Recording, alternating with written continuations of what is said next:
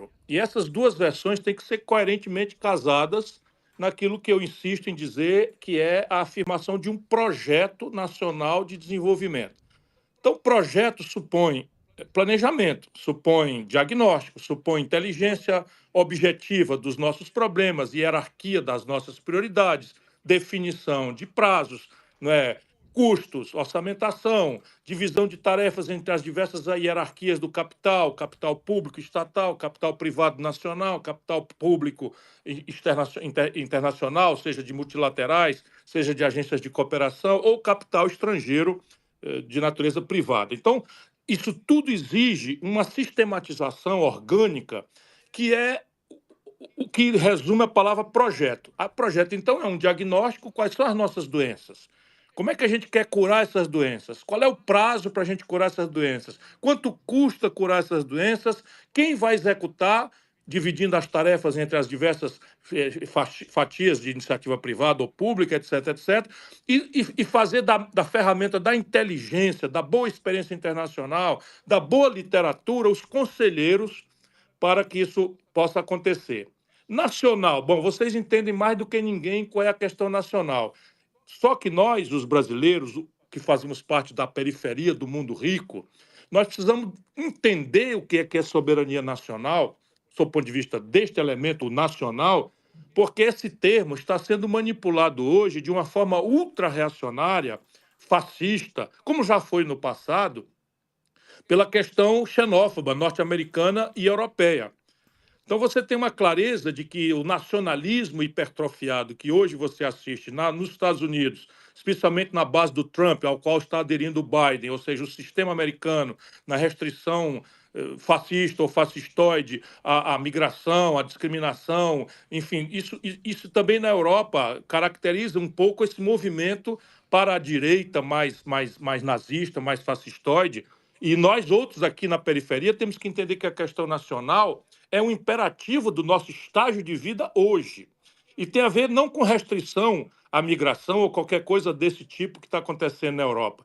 Tem a ver com as nossas condições práticas de sobrevivência. Por quê? Porque a taxa de juros e o perfil de financiamento da economia não são globais, são intrinsecamente nacionais, e o empreendedor brasileiro está hoje obrigado à maior taxa de juros do mundo, diferente do empreendedor europeu, norte-americano, japonês, chinês, que trabalha com juro perto de zero. No Brasil, nós estamos trabalhando com um juro que é consistentemente acima do retorno médio dos negócios da economia, do comércio, da indústria, do serviço, etc, etc. Então, para nós, o nacional é olhar a nossa condição prática de produzir, preservar nossa identidade cultural diante da invasão tremenda puxada a consumismo que o mundo rico faz por interesses absolutamente econômicos e, por fim, desenvolvimento. Por quê? Porque nós temos que trazer de volta, especialmente pela acomodação do PT, que é uma tragédia grave para o Brasil. Eu não vou esperar isso da direita, do Bolsonaro, desses ignorantes, egoístas, etc. Eu tenho que esperar isso de quem prometeu, de quem escreveu documentos, de quem se comprometeu, né, nas campanhas eleitorais. E o Brasil perdeu a noção de desenvolvimento. Desenvolvimento significa, de um lado, crescer a taxas altas, sem o que nós não temos como superar a miséria, a pobreza, a desigualdade. Mas também significa crescer de uma forma que não comprometa a sorte das novas gerações, o que é um desafio tremendo para um país como o Brasil, que está, enfim, amarrado em tratos produtivos absolutamente passadistas, atrasados, salvo exceções, e as muitas exceções provam que é possível um caminho diferente, mas que precisamos dar com potenciais que só nós temos no mundo, não é? Uma lição do que significa na prática, fora dessa discurseira picareta e demagógica que existe no Brasil, que é o tal do desenvolvimento sustentável. Significa um zoneamento econômico ecológico da Amazônia, para que a gente possa, de volta, nos assenhorear do território, devolver a capacidade de mando da lei, da justiça, da ordem e ao interesse popular a Amazônia, que hoje está sob controle de uma holding do crime, inclusive com grandes e graves conexões com as estruturas do Estado brasileiro, inclusive das Forças Armadas. Então, são problemas tremendos que nós temos que resolver. Esse é o aspecto da soberania nacional, digamos assim, para dentro. Para fora, eu posso resumir numa palavra, que é a capacidade de dizer não. Dado que o Brasil não tem nenhuma vontade e nossa tradição histórica já revela isso. Nós não temos nenhum conflito de fronteira, não temos nenhuma pendência de fronteira com nenhum dos nossos vizinhos. Tomamos decisões unilaterais que eu até discuto, não que não devêssemos tomar a decisão, mas devíamos tomá-la condicionando moralmente a que a humanidade, não é, usasse o nosso exemplo, pelo menos moral, senão, porque nós não temos força, mas assim, nós botamos na nossa Constituição, por exemplo, unilateralmente, a nossa autovedação de construção de artefatos nucleares entre nós. Isto foi feito unilateralmente pelo Brasil, mas revela pelo menos uma autoridade moral para que a gente possa recuperar a capacidade de afirmar o nosso interesse, os nossos interesses no concerto das nações e necessariamente com capacidade de dizer não. Nesse sentido, irmão, desculpa eu dizer, o Brasil é uma ex-nação. Nós hoje não temos a menor capacidade de dizer não em nenhum aspecto. Primeiro, a dependência tecnológica extensa. Na medida em que nós fazemos uma aposta cretina, não é, em pulverizar o ensino superior para arapucas privadas e financiar isso com dinheiro público, um Ministério da Educação entregue a Jorge Paulo Lema e aos barões do dinheiro da educação, percebe? Em que a ciência e a tecnologia do país estão completamente atrasadas, a gente está aplicando nisso muito menos do que deveríamos, muito menos da metade do que deveríamos aplicar. Então, nós dependemos de coisas caricatas. Deixa eu só dizer aqui para quem está nos ouvindo. Hoje, eu estou protestando porque o Exército Brasileiro está fazendo uma licitação dirigida, portanto, fraudulenta, para contratar o Elon Musk e a Starlink para fazer os serviços de GPS e de satélite para as comunicações militares brasileiras na Amazônia. Isso é uma piada pronta, é uma grosseira piada pronta, não é? Mas a Marinha já está sendo guiada pela mesma estrutura do Elon Musk, que é um playboy internacional completamente e umbilicalmente vinculado às estruturas de defesa nos Estados Unidos e que disse outro dia, sem pudor nenhum, assim, aspas, a gente dá golpe em quem a gente quiser, explicando por que Kikó financiou a tentativa de golpe de Estado na Bolívia.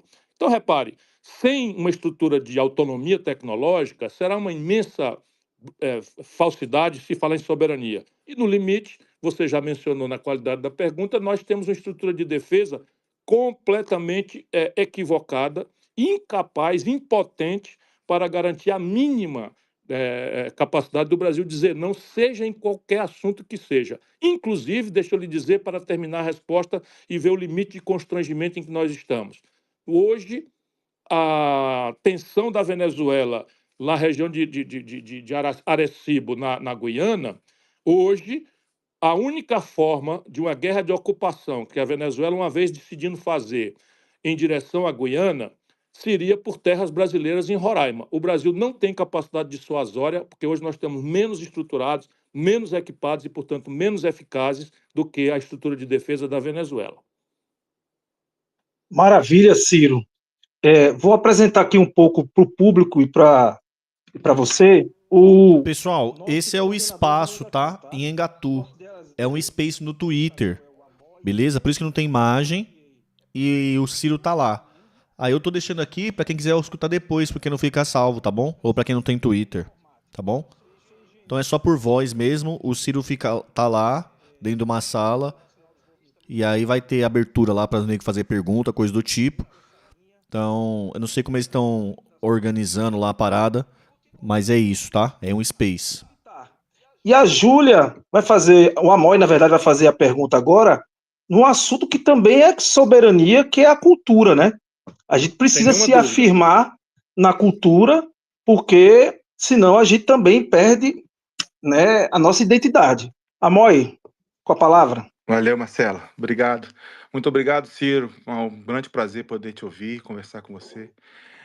Eu acompanho muito suas entrevistas, acompanho muito sua newsletter, assino, e sei muitas posições que você tem sobre a cultura, quando se pergunta da questão da cultura, a sua posição sobre a televisão local, a questão do controle remoto, né, que você já falou algumas vezes, que eu acho que eu concordo plenamente. Mas eu queria juntar essa questão com uma outra questão que você falou, mas eu vejo que pouca gente que te entrevista aprofunda, que é a questão da moral, que é a questão da moral do povo, de como que o povo está perdido nos valores, né? O povo brasileiro está perdido na questão de a gente vale o que a gente pode comprar, o que a gente pode mostrar no Instagram. E isso, a gente tem um quesito que é um problema ocidental, né? Ou seja, todo o Ocidente está passando por isso, mas tem um elemento brasileiro. E eu acho que esse elemento brasileiro, ele passa não só pelo problema, mas também pela solução. O Brasil tem uma cultura incrível, né? Uma riqueza cultural, uma diversidade regional incrível. E eu acho que a minha classe, a classe artística, tem falhado na sua função social.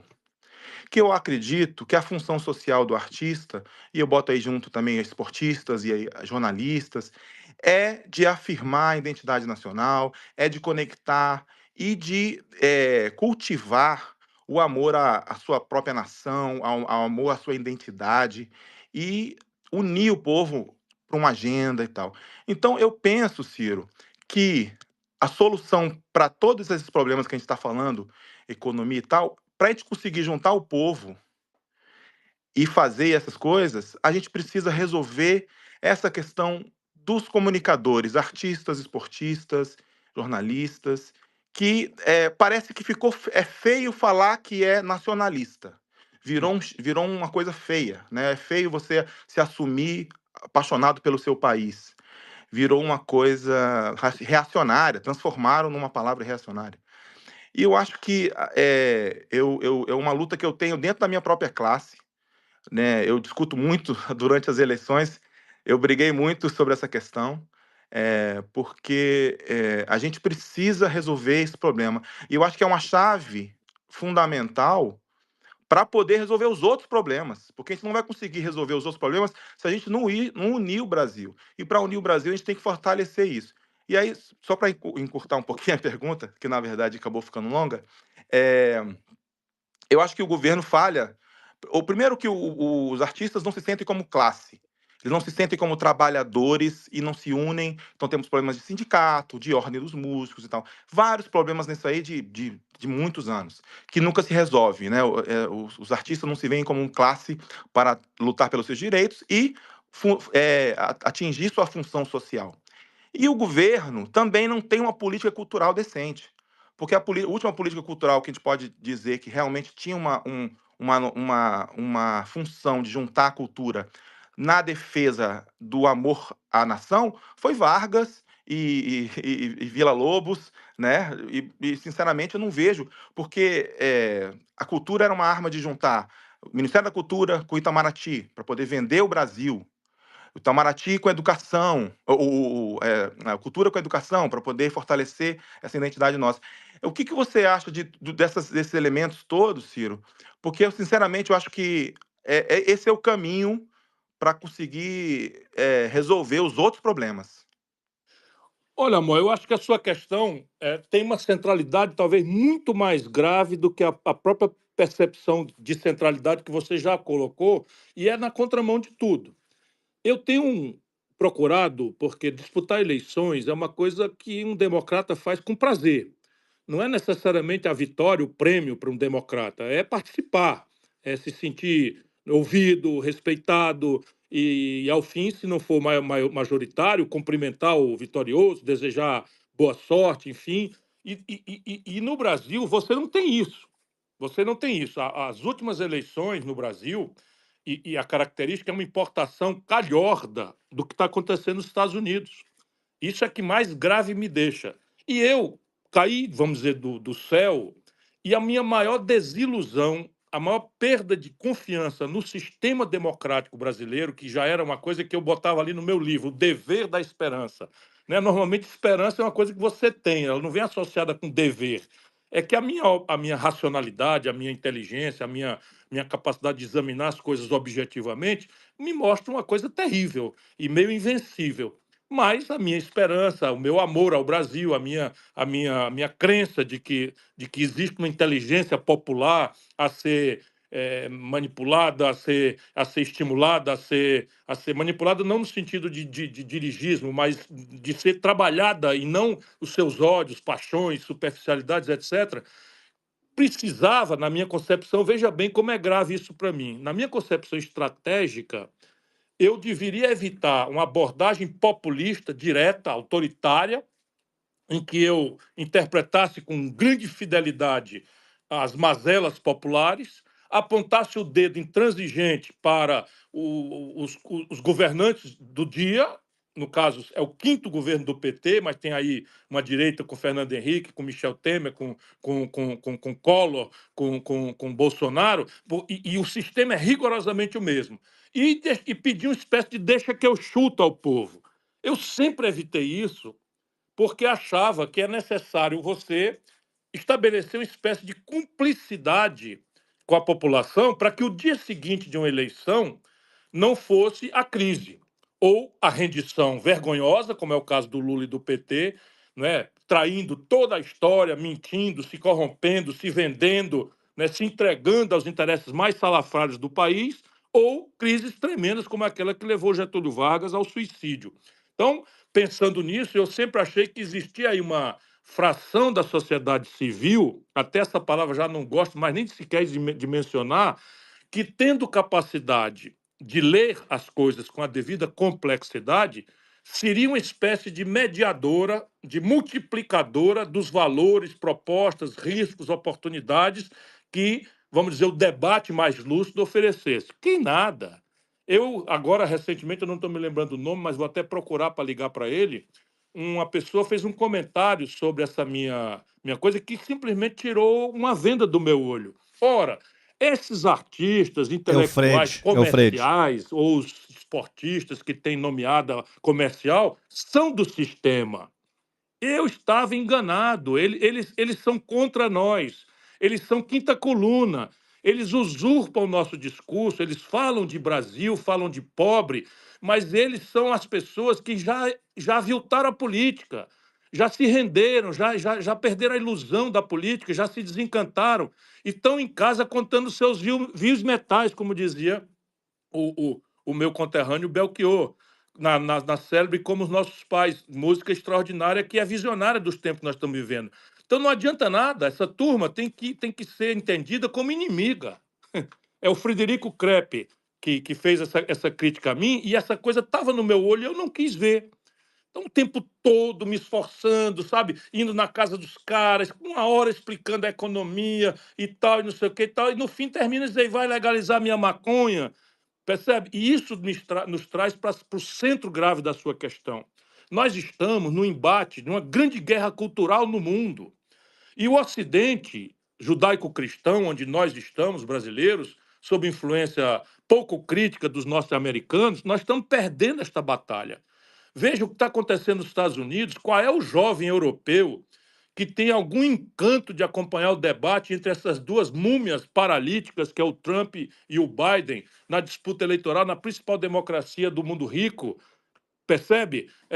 Aí o Macron faz uma jogadinha para não respeitando o resultado das eleições, vai antecipar para tentar trocar na cabeça do povo francês o preço dos equívocos que eles cometeram todos por se venderem. O Macron era do Partido Socialista, também se renderam todos ao neoliberalismo tosco, achando que política social compensatória ou identitarismo vesgo vai resolver o problema. O resultado prático é isso que você está dizendo.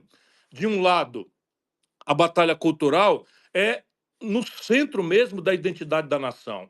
Tem a ver com coisas práticas. Quais são os seus hábitos de consumo? O que é ser feliz? Percebe? A minha geração, que eu tenho 66 anos, a minha geração na juventude, na universidade, imaginava, não precisa ser filósofo, nem ter consciência lúcida disso, mas nós buscávamos a felicidade num ambiente subjetivo, espiritual, era a insurgência revolucionária, era a compaixão, era o amor romântico, era a poesia, era sabe, a serenata. Eu não sou saudosista, mas eu quero dimensionar que esse locus cultural onde a felicidade é buscada transitou para o materialismo consumista. E isso criou uma geração inteira de milhões de garotos que são o que os americanos chamam de losers. São derrotados, são pessoas frustradas, são pessoas odientas potencialmente a serem manipuladas por esses ódios de lado a lado. Por quê? Porque são bombardeados diariamente, né, com a ilusão não é, de que o consumismo desbragado é o caminho da felicidade. Esse consumismo não é praticável pela renda apertada que as famílias têm. A droga, a facção criminosa oferece uma tangente, oferece um atalho, um desvio que se revela uma tragédia no Brasil, em que a expectativa de alguém que nasce, de vida de alguém que nasce no Morro do Rio de Janeiro ou na periferia de Fortaleza não passa de 20 anos, porque vai morrer, vai ser vítima da violência policial, enfim. E essa tragédia não vai ser resolvida, não é, se você não trabalhar na dimensão cultural, não é exatamente isso, transitar de volta à felicidade para um ambiente subjetivo. É na espiritualidade, não estou falando de religião, mas é na estética, é na música. E a questão do artista como papel de transformação social é insubstituível. Sabe o que aconteceu no Brasil? O esforço de cooptação, de anestesia, de suborno que o lulopetismo produziu faz com que nós tenhamos hoje toda uma estrutura sindical entregue ao peleguismo, que perdeu o nexo com a base social. Você tem uma estrutura de movimento estudantil que, salvo exceções, toda favorável ao governo. Onde é que já se viu juventude a favor da situação? Isso é uma deformação que mata uma nação. Não é? Você tem intelectuais e artistas todos relativizando a esculhambação, as concessões, a corrupção. Agora nós temos a notícia de que simplesmente cancelaram a licitação para a compra de arroz. Os caras estão roubando até na tragédia do Rio Grande do Sul, e não é só no arroz, não. Então, repare, o que fica para o povo? Fica essa sensação amarga, não é, de que a política é um pardieiro de pilantras, inconsequente, e em cima disso vem as superficialidades. Do lado da direita, essa visão tosca, moralista, que no fundo é para conservar a mesma estrutura de dominação econômica, o modelo é rigorosamente o mesmo, e na esquerda esse identitarismo fictício que, fazendo de conta que defende mulheres, negros, comunidades tradicionais, etc., etc., deixa as estruturas todas do dinheiro, da riqueza, do Estado brasileiro na mão de meia dúzia de barões e de ladrões. Essa é a tragédia brasileira. Mas, de novo, é uma luta cultural, é uma guerra cultural, e os artistas que não são comerciais talvez sejam aqueles de quem nós devamos esperar, não é, uma rebelião. E uma rebelião não quer dizer contra fulano ou contra Beltrano, muito menos a favor de seu ninguém. É uma rebelião contra o status quo. Esse é o papel da arte. O papel da arte, do vanguardismo intelectual, é contestar, é idealizar, é dizer ao povo que há outros lugares onde a gente pode ser feliz, fora do consumismo desbragado, infelicitante, que está matando o planeta.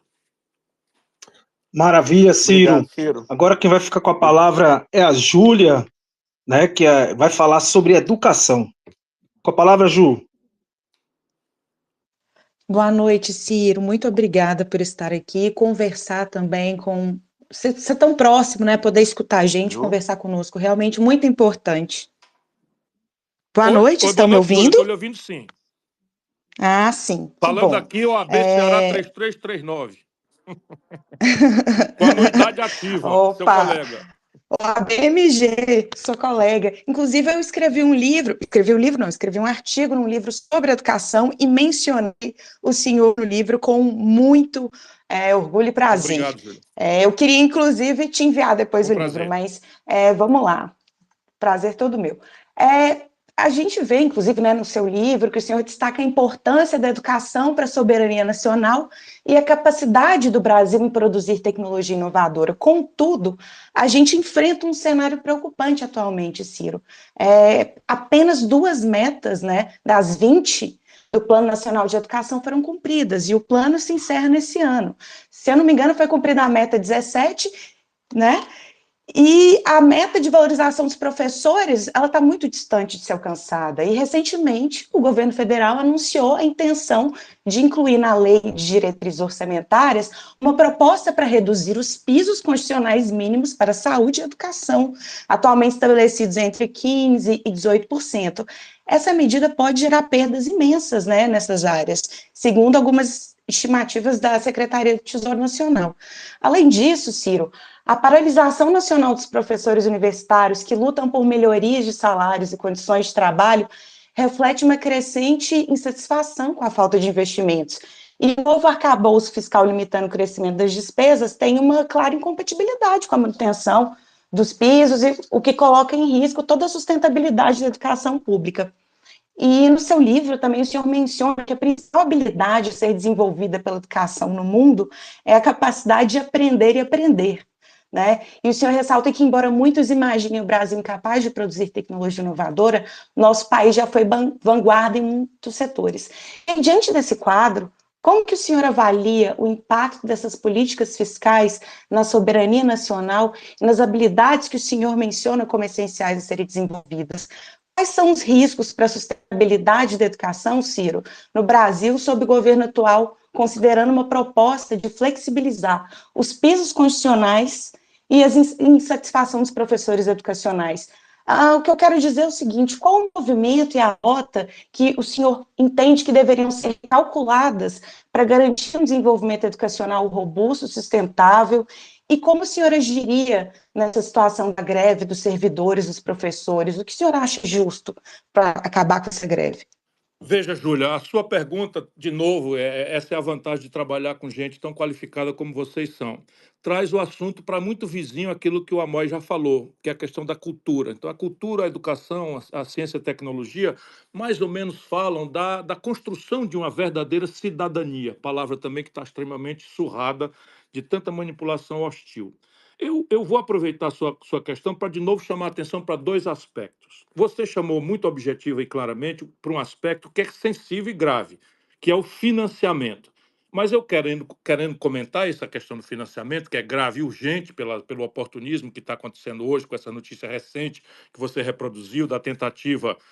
Por enquanto, não tem proposta nenhuma. Eles estão ainda tateando, aí via na grande imprensa e tal, Vamos mas a já. ideia é de eliminar os mínimos de vinculação para educação e saúde do orçamento. Então, vamos tratar do financiamento, depois eu trato da questão do padrão mesmo de educação em ciência e tecnologia. Repare, vamos trabalhar com números, que é para nos proteger enfim, das paixões ideológicas infernais que, de lado a lado, apostam na burrice nossa para não deixar as pessoas entenderem.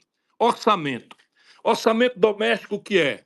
É tudo que você ganha, você e sua família, a sua casa, a sua renda, e tudo que você gasta, inclusive as prestações do crediário ou o juro para o agiota que eventualmente você teve que recorrer para comprar um remédio porque não estava previsto no seu fluxo alguém da família ter adoecido. Pois bem, assim é na nação. Existe uma lei chamada orçamento, eu estou falando para os seus ouvintes aí todos, pedindo desculpa pela simplificação, não é? Mas o orçamento brasileiro é a lei que anuncia todas as receitas, ou seja, tudo que o governo vai arrecadar a qualquer título, e todas as despesas que o governo vai ter que realizar a qualquer título. No orçamento brasileiro deste ano, R$ 51 de cada 100, o governo Lula está destacando para juro para banco e rolagem de dívida. Então vamos lá, metade do orçamento brasileiro, de todas as despesas e todas as receitas, estão vinculados sem qualquer teto, sem qualquer limite, sem qualquer arcabouço. Vamos entender isso, que isso é a chave do debate nesse momento.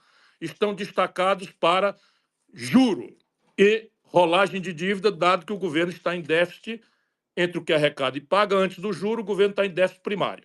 Então, como não vai pagar, essa montanha de gasto vai tudo, são mais de 800 bilhões de reais, vai tudo para o saco sem fundo da dívida, e por aí, via juro, vai para o lucro exorbitante dos bancos e para a fortuna preguiçosa, ociosa, bandida de 10 mil famílias abastadas que vivem da especulação financeira no Brasil. R$ 51,3 de cada R$ 100. 29 dos 49 que estão sobrando vão para a Previdência Social. E aqui está o outro alvo. A Previdência Social é um conjunto de benefícios que a Seguridade Social garante. Primeiro, os mais conhecidos, aposentados.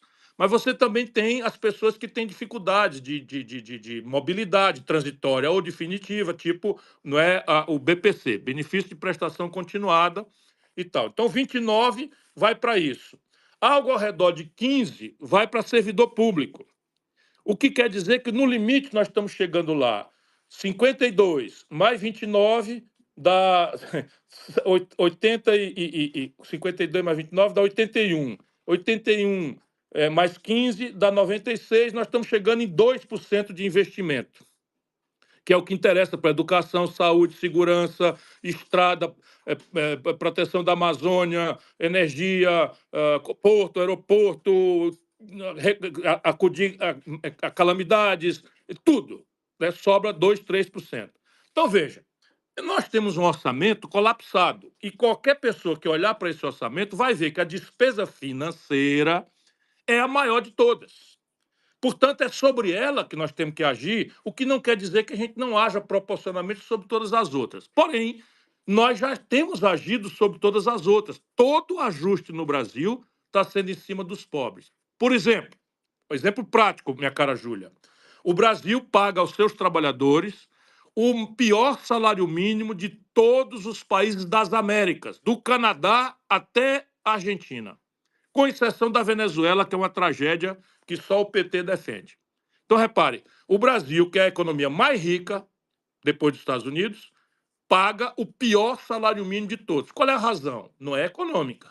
A razão é aviltar o valor das aposentadorias, dos benefícios de prestação continuada. E como as políticas sociais compensatórias virou um leilão do Bolsonaro com o Lula, para ver quem aumenta e tal, o que é que aconteceu? Você está gerando uma distorção grave já no mercado de trabalho, que é o fato de pessoas com benefícios, não é, da rede de proteção social, Bolsa Família especialmente, juntas em casa, já estão formando quase mais do que o salário mínimo. Então você tem uma distorção gravíssima que faz com que o trabalho no Brasil esteja mais barato do que na China, esteja mais barato do que em todos os lugares, o que não quer dizer que não há distorções. Resultado prático, você tem hoje 7,5% do povo desempregado, 3% do povo trabalhador desistiu de procurar emprego, isso dá 10,5% da população, e, anote aí, Júlia, 39,5% do povo brasileiro empurrados para a mais vil informalidade. Sabe o que é informalidade?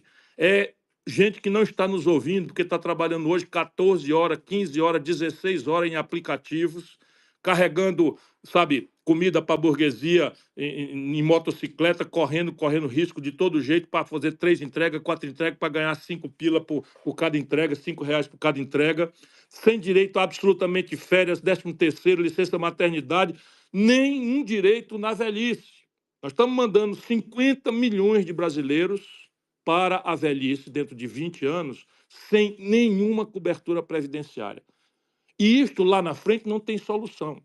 Então, veja, o Brasil precisa resolver o problema do financiamento estratégico controlando a despesa financeira. Isso não tem a menor dúvida. Isso significa acabar com a mutreta do maior lucro que esse ano de 2023 os bancos bateram recorde, 148 bilhões de reais de lucro, maior do que no último ano do Bolsonaro, num governo que se diz de esquerda. Então, esse é o problema. Então, vamos lá comparando. 800 bilhões de reais é quanto vai para juro esse ano. Sabe quanto é que vai para a saúde? Mesmo garantindo os mínimos, 238. Praticamente um quarto. Sabe quanto é que vai para a educação? 380. Praticamente menos da metade. Ou seja, a que senhor nós estamos servindo? Então, essa é a grande primeira questão, uma equação do financiamento do Estado brasileiro em direção a reforçar, tirando da despesa financeira, que é onde tem gordura e muita gordura, nada justifica o que está acontecendo, e é por essa razão que eu pago tão caro, não é, a minha participação, e isso, de novo, me lembra aí essa quantidade de artistas que não estão nem aí, porque querem saber da educação pública, não, estão com seus filhos nas escolas particulares, pagando fortunas, querem saber de saúde pública? Claro que não. Se a Paula Lavigne quer saber lá de saúde pública, ela tem seu plano de saúde, sabe, nos Estados Unidos e tal, e não está nem aí para a questão de plano de saúde. Segurança é problema do povão da periferia. Cada um deles está cercado até os dentes de segurança de carro blindado, o cacete A4. Então, o que é que essas pessoas transformaram a política? Transformaram a política nessas coisas absolutamente levianas, o que, volto a dizer, o Frederico Krepp me tirou a venda do olho. Eles são do sistema. E são o pior tipo de gente do sistema, por quê? Porque estão ali fazendo discurso progressista, simulando que gostam do povo e tal, enquanto sancionam essa perversão trágica que nós estamos descrevendo agora. Para não ser muito longo, não deixar, entretanto, de falar, não adianta só dinheiro. Tanto em saúde quanto em educação, o Brasil precisa dar o passo adiante. Na educação é mais grave. Nós precisamos simplesmente mudar todo o paradigma pedagógico. Hoje, ainda, em pleno século XXI, entrando na terceira década do século XXI, nós estamos produzindo, mal e porcamente, garotos para serem tipo jovens do século XIX da França, como diz o professor Mangabeira Unger. Sabe, um decoreba enciclopedista, todo mundo é capaz de repetir que Pedro Álvares Cabral descobriu o Brasil por acaso, dia 22 de abril de 1500, e ninguém se pergunta qual foi o papel, enfim, do mercantilismo na projeção desse esforço de descoberta, se o mundo era plano, a Terra era plana, segundo diziam os ditados da Igreja Católica da data, como é que sai no rumo oriental, e essas coisas, enfim, estou só querendo fazer aqui uma caricatura, porque informação hoje está na internet. O que nós precisamos fazer é qualificar nossa garotada para, em conhecendo informações postas, associá-las e criar informações novas. Isso é a pedagogia do futuro, isso é a pedagogia do mundo digital, e simplesmente nós não estamos fazendo. Portanto, para fazer uma mudança desta profundidade, nós precisamos recapacitar os professores, requalificá-los todos e mudar, inclusive, especialmente na universidade. Para isso, nós precisamos estimular o professor brasileiro, que ganha muito mal e porcamente. As coisas melhoraram um pouquinho, mas ganha muito mal mesmo. Então, como é que eu faria? É como eu fiz aqui, quando eu fui governador. Essa é a minha vantagem, embora eu não queira mais saber de crítica de eleitor ceboso. Eu que fui prefeito e fui governador. Vá ver o que eu fiz. Eu peguei o maior salário privado da educação privada aqui do Ceará, de Fortaleza, que tem escolas que ganham 30% das vagas do ITA, e anunciei como meta para os professores do Estado. E só saí do governo quando cumpri. Ou seja, o Estado do Ceará passou a pagar no meu governo, aos seus professores, mais do que a iniciativa privada pagava nos melhores colégios da burguesia. Isto muda. Tanto que você pode apurar no Ceará quando é que começou a mudança que fez da gente a educação mais, enfim, evoluída em todo o Brasil. Maravilha, Ciro. Muito obrigada. Vamos passar agora para Gabriel Radamés, que vai falar sobre geopolítica. Gabriel. Boa noite, Ciro. Boa noite a todo mundo aí. Prazer falar com você, Ciro. Ciro, nós estamos vendo aí o mundo inteiro entrando em ebulição, né, conflitos se disparando por tudo quanto é lugar, Oriente Médio, Rússia, China, com Taiwan, enfim. Né? E eu vejo a América Latina sendo militarizada. Né? Nós temos o caso aí da Venezuela, né? Temos a Guiana Francesa mais ao norte, a Argentina agora, né, também recebendo bases estrangeiras, ou pelo menos os acordos estão sendo preparados para isso. Né? A Colômbia também já há algum tempo existem algumas bases. Né? E a nossa região é uma região extremamente rica em uma série de minerais, de recursos naturais, né? E eu vejo essa situação se agravando cada dia que passa, né? E, ao mesmo tempo, né, nós temos o BRICS aí, que está se consolidando, né? Tem 40% do PIB mundial, maior mercado comercial, mercado consumidor em potencial, né, com mais de 3 bilhões de pessoas, está dominando o mercado petrolífero, né, com essa última entrada dos países do Oriente Médio, Arábia Saudita, Irã, Emirados Árabes. Né? Tem a Rússia também, que é um grande produtor. E além dos recursos naturais, obviamente, né, Brasil, China e Rússia, né, com terras raras, né, que é um assunto do momento. São minerais que estão sendo pesquisados no mundo inteiro, estão subindo o valor absurdamente. Né? E aí a minha pergunta vai no sentido, como seria possível, né, para nós brasileiros evitarmos uma militarização da América Latina, né, e cumprir esse papel que é nosso, né? Nós somos o maior país da América Latina, nós temos dever, né? Eu enxergo dessa maneira que nós temos dever de evitar qualquer tipo de conflito aqui na região, né? E, ao mesmo tempo, sem antagonizar com o Ocidente, né?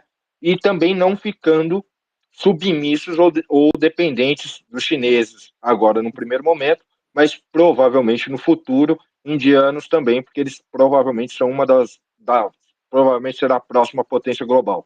Obrigado aí, Ciro, por participar aqui com a gente. Olha, Gabriel, eu que agradeço a você e, assim, cacoete de professor. O professor, ele identifica o aluno extraordinário pela qualidade da pergunta, porque quando o aluno é inteligente, a pergunta já traz a semente da resposta. E eu deveria, não é, pela qualidade da sua questão, confessar uma certa perplexidade em relação a tudo isso, porque você coloca uma trava ideal, que é a não militarização como resposta tosca a esse assédio, não é, que a modernidade fará certamente cada vez de forma mais tensa a um país como o Brasil. Entretanto, eu sou obrigado, por tudo que eu já me propus a fazer, e agora continuarei apenas como pensador, livre pensador sobre as coisas do Brasil, um esforço para dar a minha opinião. Eu acho, francamente, que a, a estrutura diplomática brasileira, já fiz o comentário da debilidade da nossa estrutura de defesa, portanto, isso já enfraquece. Deveria se condicionar no mundo guiado por dois conjuntos de valores. Um, nos nobilita nos aforamentos internacionais, embora pareça, à luz do pragmatismo da sua questão, pareça uma certa ingenuidade, mas não é. Esses valores, mesmo difusos, meio intangíveis, eles dão uma certa qualificação moral.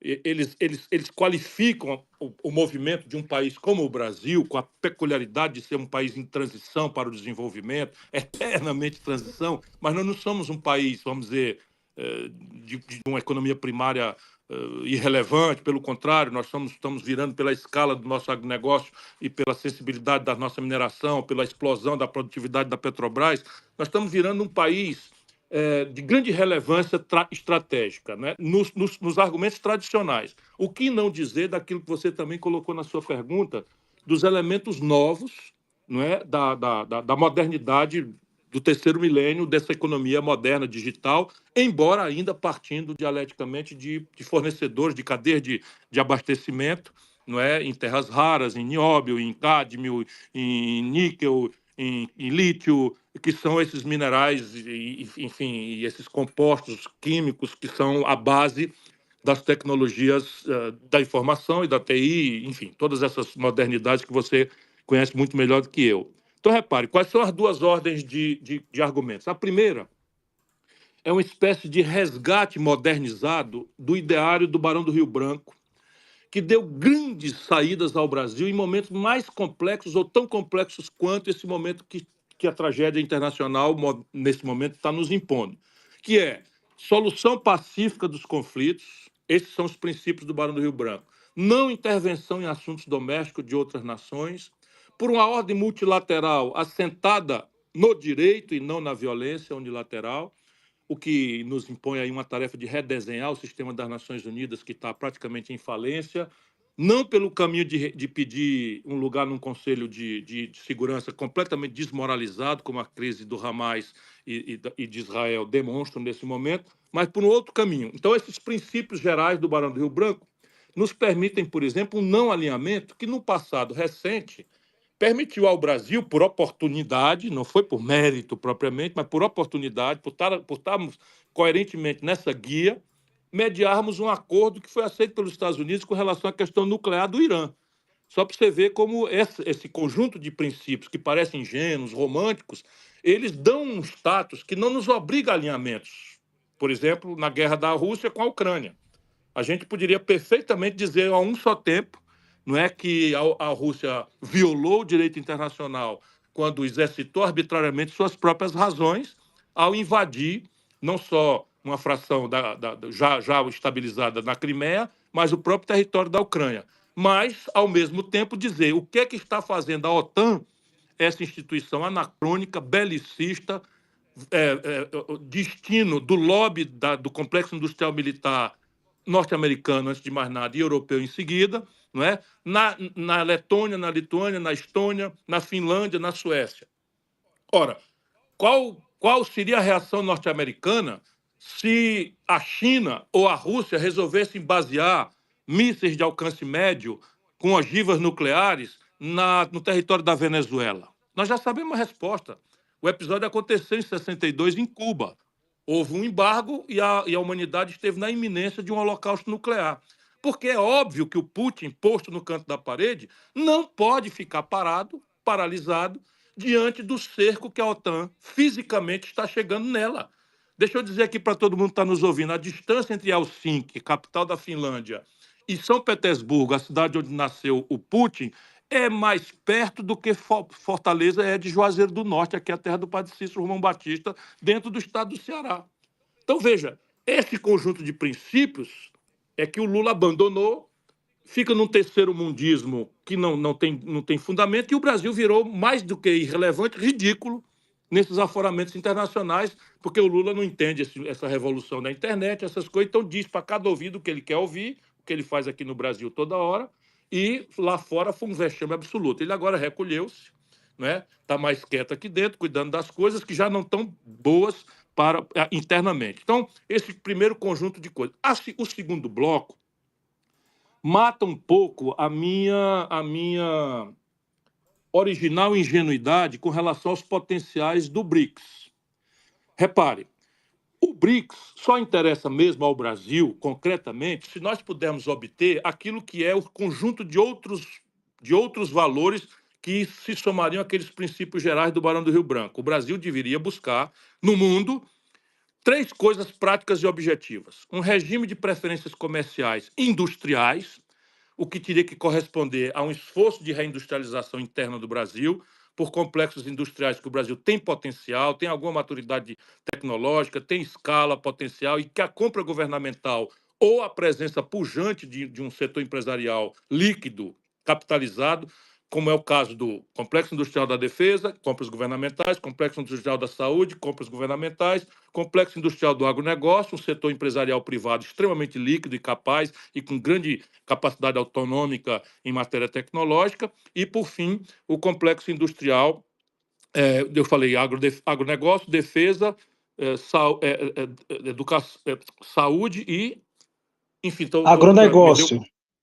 O agronegócio eu já falei, mas são 4 que eu estou... Saúde, militar, defesa, energia, agronegócio e petróleo, gás e bioenergia. Claro, petróleo, gás e bioenergia, porque são potenciais que o Brasil já tem, o que não nos dispensa de avançar. Em muitos outros setores, por exemplo, em matéria, aí é uma questão excepcional que merece um projeto à parte, qual é o lugar que o Brasil pretende ter nesses assuntos da tecnologia da informação? Nós vamos ficar passivamente assistindo à evolução da inteligência artificial, nós vamos ficar assistindo, enfim, a questão do software indo embora, dos games, que é um universo também extremamente enriquecedor e que nós temos potencial no Brasil, porque trata-se de uma sala com ar-condicionado e cérebros qualificados para desenvolver essa coisa. Então, o regime de preferências comerciais industriais, um regime de transferências tecnológicas sensíveis, ou seja, satélite, foguete, para a gente não ficar dependendo de GPS americano, de Starlink, para fazer, vamos dizer, a guia sensível das nossas estruturas militares e de defesa. E, por fim, um regime de financiamento rebelde às instituições de Bretton Woods, FMI, Banco Mundial, que estão dominadas pelos americanos e pela interdição ideológica neoliberal. Este conjunto de práticas é que deveria guiar o Brasil. Daí vão derivar tensões. E aí nós vamos ter que administrar essas tensões como? Não esquecendo, por um lado, nossas tradições geopolíticas. Nós somos uma nação de base judaico-cristã, nós temos uma imensa similitude cultural com os Estados Unidos, com a Europa, e é muito improvável, não é, que às vezes eu vejo o Lula, o Celso Amorim, nessas viagens meio licérgicas deles e tal, procurando outro lugar. Não, esse lugar aqui é o nosso. Entretanto, jogar no jogo mundial um esforço de multilateralismo, um esforço de romper a unipolaridade, os BRICS poderiam ser não só o ambiente prático para aquela busca objetiva, não é, de regimes de preferências industriais, etc., etc., como também uma construção política diferente dessa história de sul global, que me cheira um mofo de terceiro-mundismo que já também não cabe mais para o Brasil. Ou seja, o lugar do Brasil é muito peculiar e, em qualquer circunstância, nós temos que entender isso. Não dá para a gente ter alinhamentos automáticos nem para cá nem para acolá. Ciro, só para... A assessoria já me deu um puxão de orelha aqui, nós temos mais 10 minutinhos.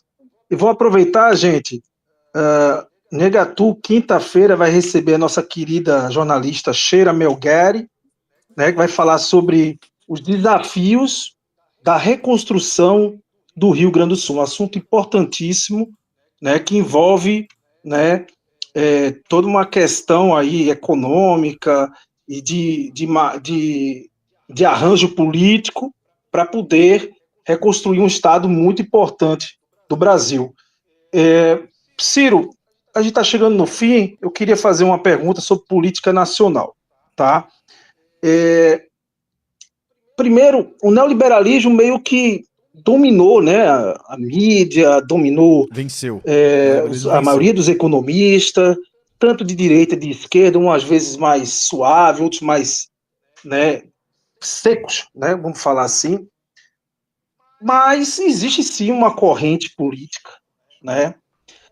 Embora você tenha falado que não vai participar mais de eleições, algumas pesquisas eleitorais aí, depois, bem antecipada, aparece você ali com 10, 12, 14%, meio que mostrando que há um eleitorado que se identifica com os teus valores, né, pregados por ti, tuas ideias, né, a questão nacional desenvolvimentista. Qual é o caminho dessa corrente, né, no Brasil para recuperar e ser uma alternativa de fato de desenvolvimento? Porque o neoliberalismo, né, várias nações abandonaram já há muito tempo, né, essa ideologia, digamos assim. E, por fim, Ciro, aqui tem bastante eleitor seu, admirador, e vários brasileiros como um todo. Qual seria a mensagem, diante de tantos problemas, uma mensagem de esperança para a gente não desistir do Brasil? E só para terminar, a gente terminando aqui o Space do Ciro, a gente vai ter um pós-Space, tá? Finaliza essa sala e vai para outra para debater esses assuntos. Ciro, muito obrigado. É uma honra enorme estar contigo aqui, tá? Obrigado, Marcelo. Deixa eu aproveitar, então, estou vendo aqui muita gente, enquanto você estava perguntando, eu estava passando uma vista aqui na frequência. Quero mandar um abraço aí muito, muito carinhoso, muito apertado para uma turma muito querida, que eu chamo de turma boa, né? Estou vendo aqui, está o Tatu no Toco, está o Gustavo Castanhon, meu mestre, está o Tamir Felipe, está a Tabata Ganga, não sei se está na Alemanha ou já voltou, Giza Correia, Amanda Costa, Maria Lígia, homem das Minas Gerais, William Jacó também das Minas Gerais, Berlândia, enfim.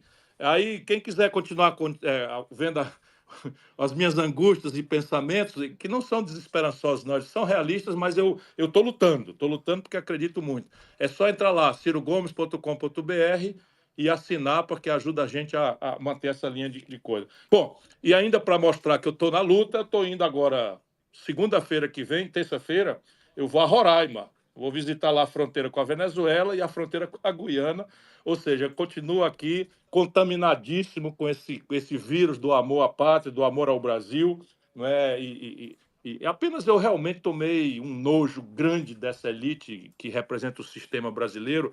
E quando você é candidato, você tem que ter paciência, conviver com essa hipocrisia toda, homenagear os hipócritas e tal.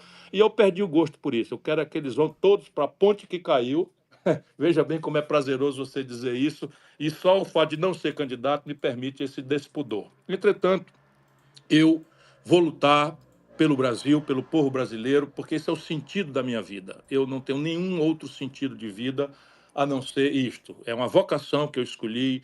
Eu muito jovem, tive 1000 privilégios e tal, mas eu fui eleito governador, não fui morar na residência oficial, morava numa casa alugada, continuei morando nela, dispensei aposentadorias, enfim, fiz a vida inteira uma vida republicana, nunca me envolvi em qualquer tipo de falcatrua que deixasse qualquer eleitor meu com vergonha, e tudo que se diz de mim que eu sou estourado, pavio curto, e isso eu sou mesmo, e quero continuar sendo, e chega de hipocrisia, porque ver um país como o Brasil ser assaltado diariamente, ainda sobreviver, só quem não sente indignação é barata, e eu não vou ser barata nunca. A palavra de esperança, deixa eu dizer, sob o ponto de vista da velha economia, que não morreu, ainda tem remanescentes importantes. Nós somos um país do terceiro mundo, nós somos um país da América do Sul, nós não somos um país da Europa Ocidental, nós não somos um país da América do Norte, muito menos, né, o Canadá ou os Estados Unidos. Então, nós precisamos ter cuidado. Os intelectuais brasileiros que vão estudar lá fora perdem o nexo dialético. Então, vamos lá, concretamente, sob o ponto de vista dos argumentos da economia velha, que ainda vai vigir no mundo e entre nós, pelo menos por meio século, o Brasil é um dos 3 primeiros lugares em qualquer argumento que você queira considerar. Terra agricultável, insolação, biodiversidade. Sabe, o Brasil é praticamente uma estufa, onde já disse pioneiramente o primeiro missivista, Pero Vaz de Caminha, a terra é onde se planta, tudo dá.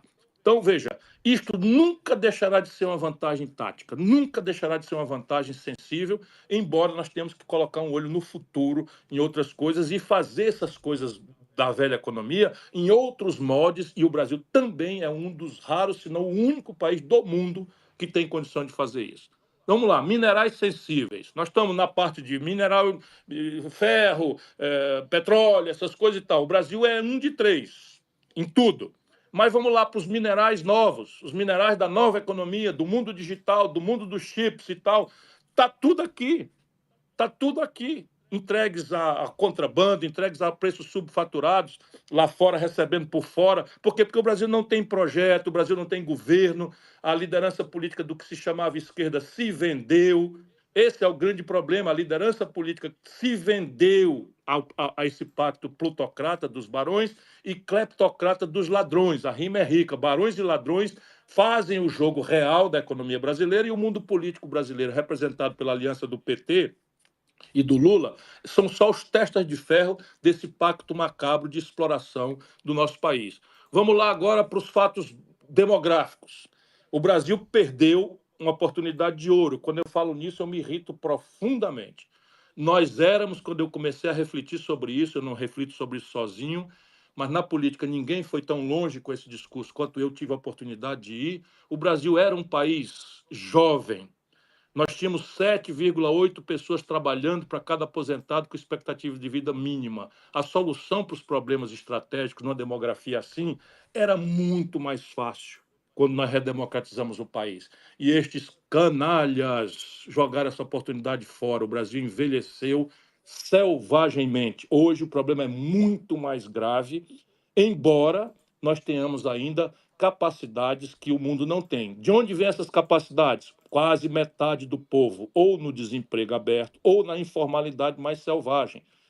Formalizar o mercado de trabalho no Brasil ainda dá um salto monstruoso na nossa produtividade, que pode ser apropriada para melhorar os ganhos do mundo do salário, no mundo do trabalho. Só o Brasil ainda tem, no mundo capitalista, esta alternativa ainda. Vai se fechar muito rapidamente. Né? E fica esses medíocres de Brasília querendo aviltar o salário mínimo mais ainda para entregar aos aposentados um valor menor do que o salário mínimo, que já é o pior das Américas, salvo a Venezuela, que não dá nem para pagar os remédios que chegam com as doenças da velhice. Então, repare, sob o ponto de vista da demografia, o Brasil é um país que também tem, dada a ele a oportunidade, capacidade de se desenvolver em qualquer área. Vejam bem, são quase 30 bilhões de dólares entre governo federal, governos estaduais, municipais e iniciativa privada de importação no complexo industrial da saúde. 80% disso está com a patente vencida, em que o problema de propriedade intelectual está superado e que você pode, pela compra governamental, disseminar esse cluster, esse arranjo produtivo da saúde em qualquer região de desenvolvimento mais deprimido, como o semiárido nordestino, o Vale do Jequitinhonha, Mucurina, em Minas Gerais, metade sul do Rio Grande do Sul, Vale do Ribeira, em São Paulo, oeste catarinense, que são os lugares mais pobres de um Brasil que é muito heterogêneo. Enfim, sem esquecer que ainda há áreas muito importantes do Centro-Oeste que já passou a renda per capita do Sudeste. Então, repare, esse é o país que nós temos. Então, potencialmente, o Brasil tem tudo para resolver os seus problemas. E tem saídas, tem 10 saídas ainda. O problema nosso é que falta tudo. Falta tudo, falta inteligência para o diagnóstico, falta inteligência para a terapêutica, falta disposição para correr risco, falta coragem para enfrentar os poderosíssimos interesses que estão mantendo esse conservadorismo picareta que domina o Brasil e, infelizmente, a sociedade dita civil brasileira, estudantes, sindicalistas, intelectuais, artistas, tudo dizendo amém. Por aí nós vamos para o brejo, não vamos para canto nenhum. Então, sim, esperança eu tenho, mas está difícil. Maravilha, Ciro, muito obrigado por ter vindo ao Negatu, é uma honra. Queria que nossos amigos aqui, os coordenadores do Negatu, dessem uma palavra final para o Ciro ir para o próximo compromisso e a gente fechar a sala. Agradecer demais os ouvintes, tá? Toda semana nós temos aqui assuntos de interesse nacional, desenvolvimentismo e soberania. Esse é o nosso objetivo, buscar o debate qualificado e garantir convergência entre o brasileiro para garantir produtividade. Enfim, muito obrigado, Ciro. Excelente aula. É um sonho você estar aqui conosco. Amói, com a palavra final. Disponha sempre. Gente, muito obrigado a todo mundo que participou. E, Ciro, muito obrigado pelo seu tempo, pela sua luta. Eu sou um profundo admirador da sua história. Admiro muito a sua perseverança. E eu, sinceramente, em uma outra oportunidade, gostaria de ter mais tempo de falar sobre cultura com você. Porque eu, sinceramente, acho que a solução do nosso país é a cultura. Para poder destravar esse bloqueio que o Brasil está vivendo, é através de amor próprio, desenvolver o amor próprio no país, e isso precisa de um trabalho de raiz cultural. E eu gostaria muito que isso pudesse ser trabalhado. Muito obrigado mesmo, Ciro, pela conversa. Estou de acordo completamente. Ju. Ô, Ciro, muito obrigada, Ciro, de verdade. Você não tem noção quanto é importante para todo mundo te escutar, né, saber o quanto você é uma pessoa acessível e o quanto o senhor se preocupa com o Brasil. A gente precisa de políticos assim, pessoas assim, verdadeiras, alguém que apresente as ideias, que aponte as soluções. Parabéns pela inteligência, né, de enxergar o Brasil e apontar as soluções, e parabéns pela esperança, pelo amor ao nosso país. É muito especial ter você aqui conosco, Ciro, obrigada mesmo. Eu sei o quanto você foi forte por ter aguentado muita coisa, ter lutado, ter corrido atrás, de apontar os problemas, assim, a gente viu muita injustiça que aconteceu com você, tá? E tem muita gente aqui que vai estar sempre te ouvindo e atento a tudo que o senhor está apontando. Muito obrigada. Obrigado, Júlia. Obrigado mesmo. Me comove a sua palavra. Radamés, para finalizar. Eu queria só agradecer aí o Ciro, faço das palavras da Ju as minhas, né? Quem estava nas campanhas aí sabe como que foi difícil isso daí, viu muita sujeira acontecendo. E queria agradecer aí pela participação, Ciro, e já deixar o convite aí para a gente fazer uma próxima. O pessoal adorou aqui pela minha caixa da DM aqui, muita gente perguntando muita coisa. E agradecendo aí pela sua presença. Muito obrigado. Obrigado a você, eu tive muito prazer também. Pessoal, só para informar que vamos ter uma sala agora, pós-Space, que a Amói e Júlia vai abrir, tá? E, Ciro, a gente sempre termina aqui a sala do Space Negatu falando uma palavra de ordem. Viva o Brasil! Viva! Boa! Muito obrigado, gente! Parabéns para todo mundo aí. É isso aí, vamos unir o Brasil com um debate qualificado para todo mundo consciente que a gente vai crescer cada vez mais, não tenho dúvida nenhuma. Parabéns para todos, até mais, boa noite. Boa noite. Falou. Então é isso, gente. Gostaram? Não gostaram? Gostou? Foi bom, né? Foi bom, papo bom. E Engatu é um space, tá? Que tem lá no Twitter. Pessoal, gente boa pra caramba, né? Quem quiser acompanhar, toda quinta-feira tem sempre convidados lá de gala. Convidados sempre de gala, com assuntos muito pertinentes.